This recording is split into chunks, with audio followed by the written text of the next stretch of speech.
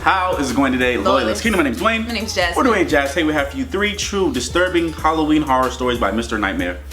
And it's almost Halloween, so... Yes, we already got our costumes, so I'm ready. Be ready for that. And if you have any reaction requests, please follow us on all our social medias and link us below. And don't forget to subscribe. We just hit almost 30K on Twitter. We hit 29K, so we're just one more K. 30K more. What's that one then? I don't follow that, so I don't know. Wait, is it? Do you have any? What? Horror stories for Halloween? No, you didn't go trick or treat. Yeah. I wish I could take you. You're too old now. We're gonna go when we have kids. Yeah. That's when you'll dress up and you'll go and you'll experience. Dress up? No. Yes. We could be like the Incredibles. Like you be the big one. Halloween 2016. I'll be Elastigirl. My 3 friends and I, who for the purpose of this story will be named J, K, and L respectively, were trick-or-treating downtown. Downtown was always a mob scene on Halloween, only because the houses were so close together, meaning more candy for the amount walked. 10 o'clock was always the time things really started to die down. And by 10:30, we were really the only kids still out trick-or-treating. Yeah, I'm like 8. Only like 1 in 10 houses actually opened their doors this late. So we called it quits with the trick-or-treating and decided to just screw around. It was a Saturday night after all. As we called it quits with the trick-or-treating, a lone person in a clown costume was walking really, really slowly from the black fog in the distance. This was a legit clown costume too. The makeup was crazy. From the slit-mouth smile to the blood-filled boils, it was a scary costume. The 4 of us laughed and screamed in reaction, but ultimately walked away. See that? You we went see to why a I park don't that mess was with nearby clowns. to just goof around, make a mess with silly string and shaving cream and whatever. We weren't the first, however. Strands of silly string littered the playground, as well as shaving cream smudged on the walls of a bathroom building in the park to spell out obscenities. That's just nasty. You got so much time. We all hung out on the playground, but Jay pointed out to the dark horizon, where 2 clowns were walking over to us. One of them the same clown from earlier. I didn't think it was possible, but the second clown was even more disturbing than the first. Of course he is. The first clown now seemed to be wielding some kind of long, spear-like object. A sword. They both approached us really, really slowly. The funniness of the situation quickly wore off as they got closer and closer.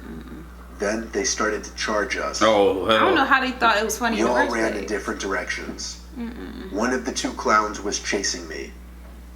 Out the park and down the street I ran. I didn't know the area too well. Hell no. I didn't know how to get back to Elle's house. They get your taser.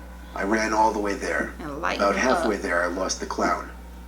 I called Elle and told him I was in his backyard. He was out of breath, give away but he your said he location, just okay. lost one of the clowns and was on his way over now. I said I'd call Jay, and he said he'd call Kay. Luckily, Jay picked up on the first ring. He wasn't being chased, so he didn't sound as freaked out as Elle did. I told him to meet us at Elle's house.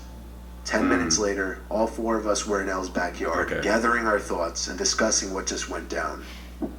We had a good laugh about it now that it was over, as we ate some of the candies that we got. Oh, that's funny. Okay. Kay went home, while me, Jay, and Elle hung out in the living room for a while. Lights off, TV on, playing some Xbox One party game. Jay looked out the window and then ducked, and told us to shh and turn off the TV. The clowns followed him. See? When we asked why, he said there was a clown out there. Oh, I didn't no. believe him, so I looked out the window. He screamed, "Don't," but it was too late. The clown was looking at him. The clown standing outside of Elle's house looked right at me through the window. Why y'all got no blinds? I shut the curtains and told Elle he wasn't lying. I don't know why they keep. You should His never parents keep weren't your home, blinds so open going at to his night. dad wasn't an option. Ever. Right. Instead, we shut off the TV and went upstairs to Elle's bedroom. We looked out the window. The clown wasn't there anymore. Ugh. Actually, we never saw either of the clowns again. But the next morning, Elle texted the 3 of us, saying he found a rubber clown nose on his backyard patio table. He said it was obviously placed there with intent to scare us. And mission accomplished because it worked. Luckily, that clown epidemic didn't last See, that more than brings a me month back later. to that conversation where After just that, some it people just just became want an to old just story. play with you.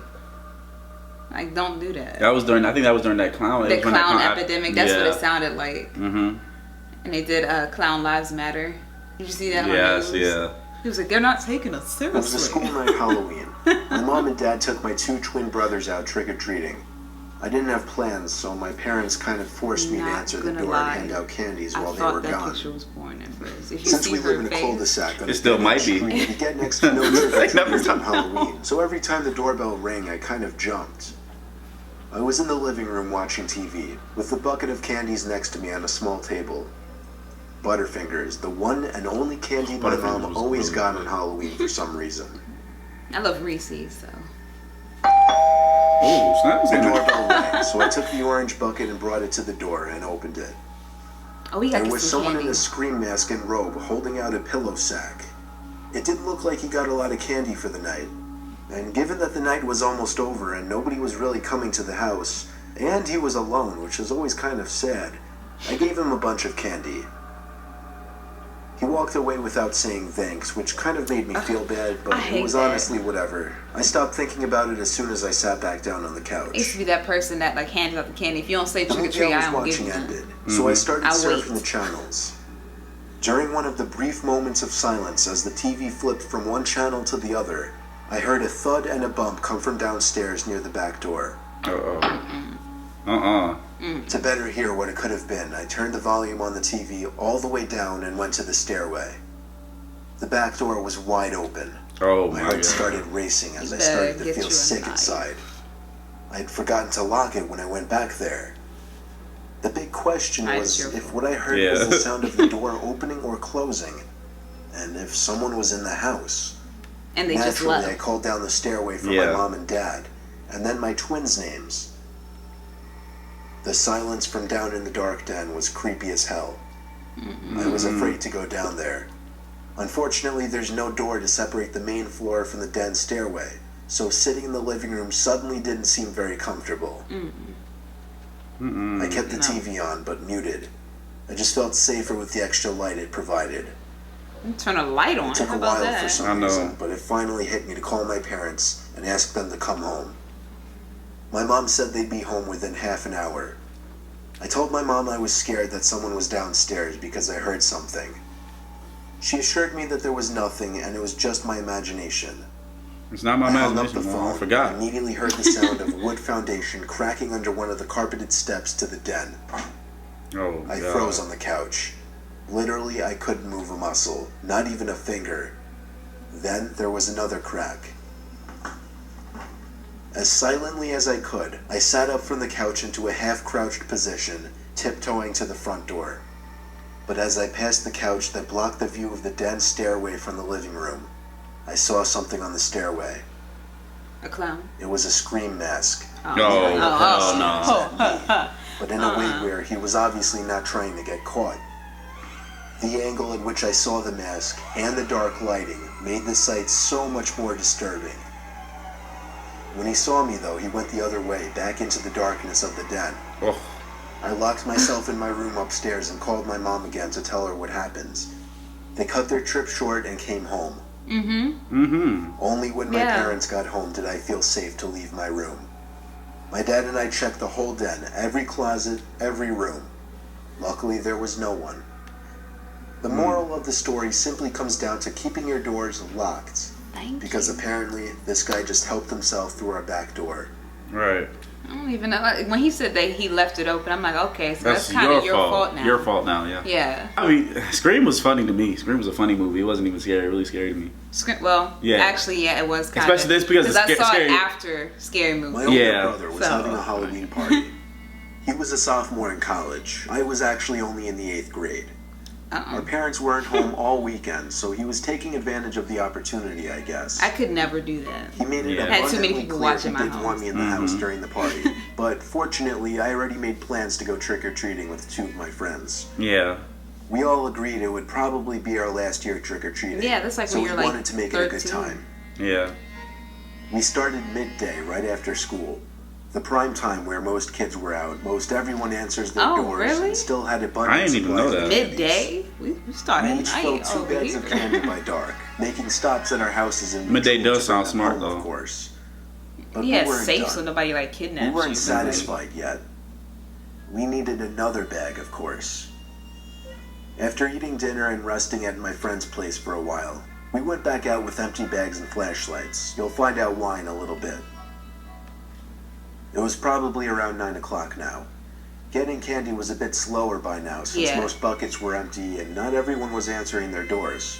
Yeah, they're like after 9 o'clock, that's shut off time. Because we were still having fun, though we didn't get much candy this time. By the time it was like 10:30 or 11, we stopped because it just seemed obnoxious to knock on people's doors this late. Everyone already went home because it was a Tuesday night, a work night and school night. That's gonna be this year. Tuesday. We'd be skipping school the next day. Ooh. We were all in the same homeroom and already knew nothing was going on at school tomorrow. So to us, the night was still young. So we went for a run to what locals called the Ghoul House. It was a house with some history. A couple got divorced after their child somehow died in the house, and then the wife moved out. A couple weeks later, the husband shot himself at the kitchen table. It's been fenced off ever since. Oh no. Why the house hasn't been sold or torn down by now is beyond me. Yeah, it's haunted. When we got there, we realized how scary the house was in the dark. It stood taller than the other houses, and it had a black fence surrounding the front yard, with overgrown bushes hugging it. And they want to go in. The front gate was pretty easy to hop.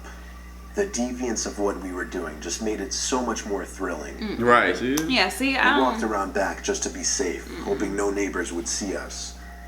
I'll be like, y'all can record it and I'll watch from the inside. The back door had a table wedged up against it. Someone clearly tried really hard to keep people out, possibly a neighbor. Through teamwork, we were able to lift the table quietly from off the door and onto the grass. The door was missing a doorknob, and it pushed in relatively easily. We were inside, and it felt weird. Felt uncomfortable. It should. And at the same time, exhilarating. All of us had our flashlights, creating a decent amount of light in the otherwise pitch black building. We were in the back living area of the house, some kind of den. The wood floors were all creaky as hell, and everything seemed to have been untouched for years. It didn't seem like anyone ever really broke in there before. Because nobody wants to. That's the reason. That room was clear of anything interesting, so we moved on to the kitchen. An archaic fridge sat in the corner. One of my friends opened it up, and immediately the room filled with a stale, rotten, plasticky type odor. The fridge had some old empty milk and orange juice cartons. That was about it. The whole kitchen smelled foul, so we got out of there quickly. Next was the living room, and this room was just creepy. Something about it, I don't know, it just made you think that any time you turned around, there'd be someone standing in one of the corners. One of my friends pointed his light up and said, "Look at that." Look at what? There was a giant hole in the ceiling, which led right up to a room upstairs. As my other friend and I also shined our lights up there was a couple thumps from right above us. We all shut our lights. I got that horrible, painful feeling in my heart area from what I just heard. I would have left. We all whispered very, very lightly that those were definitely footsteps. One friend whispered we should go up there, see what it was. My other friend and I said absolutely no way and started tiptoeing to the back door. But he was persistent. He didn't follow us. Let him go. Instead, he went upstairs. Let him go. I'm going. He didn't even make a good effort at being quiet about it. We kind of felt like we had to wait for him down in the living room now, so we stayed put. I'm not waiting. We heard his footsteps I upstairs told you I now, was going. crossing the upstairs of the house, until he stopped right above us. My eyes were adjusted to the dark by this point, so even without our flashlights on, I was able to see the figure of my friend, standing above us, looking down through that hole in the ceiling. I tried whispering up there loud enough so that he could hear, but apparently he couldn't. I didn't want to get any louder, but suddenly we heard footsteps coming from the stairway in the living room. We both turned on our flashlights and shined them up to the top of the staircase to see our other friend walking down the stairs. Oh, God. The realization set in immediately, and neither of us had the balls to shine our lights up to that hole in the ceiling to see who was actually standing there. I just screamed, "Run," and we all booked into the back door, out the house, and to one of my friend's house. The friend who went upstairs said he smelled something foul up there, like a rotting carcass, Probably and that he also heard dead breathing body. coming from one of the rooms.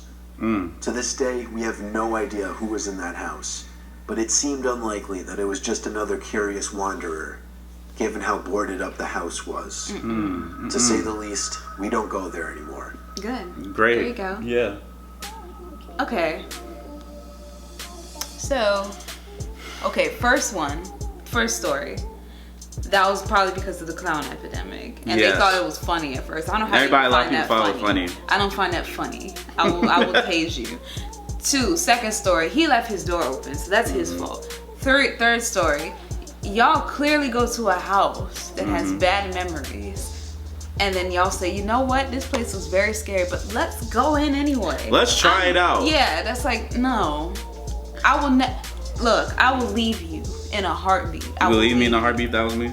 If it was you, I would go with you, but I would strongly suggest that you don't. I would try to keep you out of there. But if you decide to go in, I'm ride or die. I'll go with you. Aww. We'll just die together. But you know, I'll leave you. I'm staying.